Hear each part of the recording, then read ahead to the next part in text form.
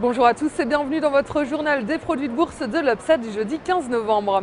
La bourse de Paris repart à la baisse avec un CAC 40 en recul de 0,89% et qui parvient tout juste à garder le cap des 3400 points. Deux raisons à ce regain d'inquiétude sur le marché parisien. La première concerne les craintes du mur budgétaire aux États-Unis et deuxièmement, plusieurs indicateurs publiés hier font craindre un retour de la récession en Europe. Alors le premier indicateur montre que l'économie de la Grèce s'est un peu plus dégradée au troisième trimestre et le deuxième montre que la zone euro aurait enregistré au mois de septembre son recul le plus marqué depuis 4 ans. En tête des valeurs du CAC, on retrouve Vivendi à plus 4,67%. Le groupe de médias et de télécommunications affiche un chiffre d'affaires en baisse au troisième trimestre mais relève ses prévisions pour 2012. Alcatel-Lucent et STMicroelectronics sont eux aussi favorisés par de bonnes publications. En revanche, les résultats négatifs se font sentir sur des titres comme Soitec qui lâche 4,58%. Le fabricant de plaques de silicium pour les semi-conducteurs a vu ses ventes reculer de près de 20% au premier semestre 2011-2012. Wall Street bascule à son tour après avoir démarré en hausse grâce aux bons résultats d'entreprises américaines.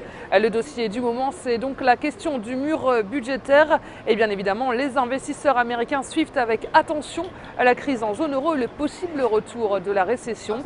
Sur le plan macroéconomique, plusieurs nouvelles n'auront pas aidé à relever la tendance. Les ventes au détail et les prix de la production sont en baisse sur le mois d'octobre. Et puis du côté des valeurs américaines, l'équipementier réseau Cisco monte en flèche de 7,77%, porté par des résultats meilleurs que prévu. Et Facebook, le géant américain des réseaux sociaux, est à plus 6,70%. Le groupe devait débloquer hier 777 millions d'actions détenues par ses employés. Sur le marché d'échange, l'euro reprend un peu de couleur face au billet vert à 1,2742 $, mais la monnaie unique reste sapée par le dossier grec et les perspectives de croissance négative en Europe.